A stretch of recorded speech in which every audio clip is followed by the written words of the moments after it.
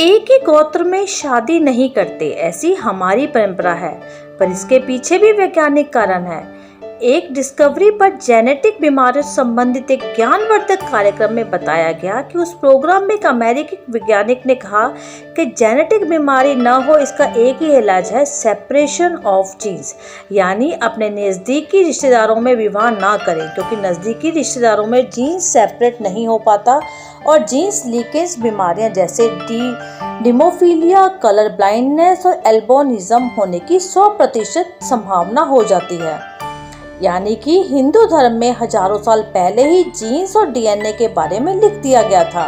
हिंदुओं में गोत्र होते हैं और एक गोत्र के लोग आपस में शादी नहीं करते ताकि जीन्स सेपरेट रहें। उस वैज्ञानिक के अनुसार आज पूरे विश्व को मानना पड़ेगा कि हिंदू धर्म में विश्व का एकमात्र ऐसा धर्म है जो विज्ञान पर आधारित है, क्योंकि हिंदू धर्म में कई ऐसी परंपराएं हैं जिसके पीछे बहुत से वैज्ञानिक तर्क हैं। सबसे पहले कान छिदवाने की परंपरा। भारत में लगभग सभी धर्मों में कान छिदवाया जाता है। ये परंपरा तो है, पर इसके पीछे वैज्ञानिक तर्क भी है। दर्शन शास्त्री मानते हैं कि इससे सोचने की शक्ति बढ़ती है, जबकि डॉक्टरों का मानना है इससे बोली अच्छी होती है। कानों से होकर दिमाग तक जाने वाली नस का रक्त संचार नियंत्रित रहता है। हम लोग माथे पर कुमकुम और तिलक लगाते हैं, महिलाएं और पुरुष दोनों। इसके पीछे भी वैज्ञानिक तर्क है। आंखों के बीच में माथे तक एक नस जाती है। कुमकुम या तिलक लगाने से उस जगह की ऊर्जा बनी रहती है। माथे पर तिलक लगाते वक्त जब अंगूठी या उंगली से प्रेशर पड़ता है, तब चेहरे की त्वचा को रक्त सप्लाई करने वाली मांसपेशी सक्रिय हो जाती है। इससे चेहरे की कोशिकाओं तक अच्छी तरह रक्त पहुंचता है। हमारे एक परंपरा है कि जमीन पर बैठकर भोजन करें। भारतीय संस्कृति में जमीन पर भोजन करना बैठकर बहुत अच्छी बात मानी जाती है। इसके पीछे का वैज्ञानिक तर्क बहुत सुंदर है। पालती मारकर बैठना एक प्रकार का योग आसन है। इस पोजीशन से बैठने से मस्तिष्क शांत रहता है। भोजन करते वक्त दिमाग शांत हो तो पाचन क्रिया अच्छी होती है। इस पोजीशन में बैठते ही खुद ब खुद दिमाग से एक सिग्नल पेट तक जाता है कि हम भोजन के लिए तैयार हैं। हाथ जोड़कर नमस्ते करना ये हमारी परंपरा है, लेकिन इसके पीछे वैज्ञानिक तर्क है कि जब सभी उंगलियों के शीर्ष एक दूसरे के संपर्क में आते हैं, उन पर दबाव पड़ता है। एक्यूप्रेशर के कारण उसका सीधा असर हमारी आंखों, कानों और दिमाग पर होता है, ताकि सामने वाले व्यक्ति को हम लंबे समय तक याद रखें। दूसरा तर्क के हाथ मिलाने के बजाय अगर हम नमस्ते करते हैं तो सामने वाले के कीटाणु हम तक पहुंच नहीं पाते और कोई भी स्वाइन फ्लू होने का खतरा नहीं रहता।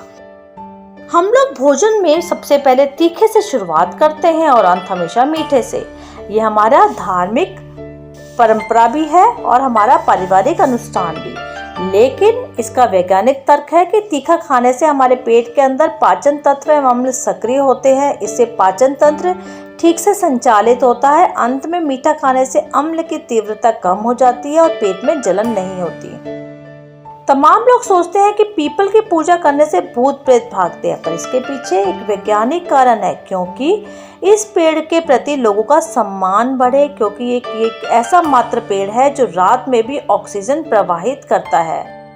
इसी तरह से दक्षिण की तरफ सिर करके सोना। दक्षिण की तरफ कोई पैर करके सोता है तो लोग कहते हैं उसे बुरे सपने आएंगे, भूत प्रेत का साया आएगा, पूर्वजों का स्थान है आदि। ऐसे बहुत से कारण हैं, इसलिए उत्तर की ओर पैर करके सोना चाहिए। इसका वैज्ञानिक तर्क है कि जब हम उत्तर की ओर सिर करके सोते हैं तब हमारा शरीर पृथ्वी की चुंबकीय तरंगों की सीध में आता है। शरीर में मौजूद आयरन यानी लोहा दिमाग की ओर संचारित होने लगता है। इससे अल्जाइमर, पार्किंसन या दिमाग संबंधी बीमारी होने का खतरा बढ़ जाता है। यही नहीं, रक्तचाप भी हमारा बढ़ता है। हिंदुओं में सूर्य को सुबह जल चढ़ाते हैं। इसके पीछे वैज्ञानिक तर्क है कि पानी के बीच से आने वाली सूर्य की किरणें जब आंखों तक पहुंचती है तब हमारे आंखों की रोशनी अच्छी होती है। हिंदू धर्म में पहले लोग सिर पर एक चुटिया रखते थे, अब भी कुछ लोग रखते हैं। इसका कारण ये है कि जिस जगह पर चुटिया रखी जाती है उस पर दिमाग की सारी नसें आकर मिलती हैं। इससे दिमाग स्थिर रहता है, इंसान को क्रोध नहीं आता, सोचने की क्षमता बढ़ती है। हमारे यहाँ व्रत का एक बहुत ही महत्वपूर्ण स्थान है। पूजा पाठ, त्योहार सभी में व्रत रखा जाता है। व्रत करने से पाचन क्रिया अच्छी होती है। फलाहार लेने से शरीर का डिटॉक्सिफिकेशन होता है, यानी उनमें से खराब तत्व बाहर निकलते हैं।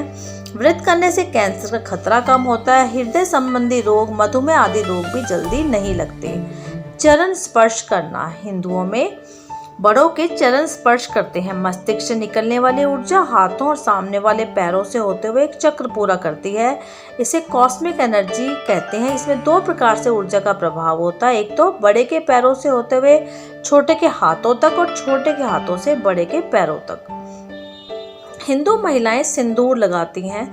सिंदूर में हल्दी, चूना और मरकरी होता है। यह मिश्रण शरीर के रक्तचाप को नियंत्रित करता है। इससे यौन उत्तेजनाएं बढ़ती हैं। इसलिए विधवा औरतों के लिए सिंदूर लगाना वर्जित है और इससे स्ट्रेस कम होता है। तुलसी की पूजा करने से घर में समृद्धि आती है, ऐसा हमारा मानना है। लेकिन इसके पीछे वैज्ञानिक तर्क ये है कि तुलसी इम्यून सिस्टम मजबूत करती है। लिहाजा अगर घर में पेड़ लगा हो तो उसकी पत्तियों का इस्तेमाल तो होगा ही और इससे बीमारियां भी दूर होती हैं। तो ऐसी बहुत सी हिंदू परंपराएं हैं जिसके पीछे वैज्ञानिक तथ्य मौजूद हैं। अगर आपको मेरा ये जानकारी अच्छी लगी हो तो D5 हिंदी को अवश्य सब्सक्राइब करें। धन्यवाद।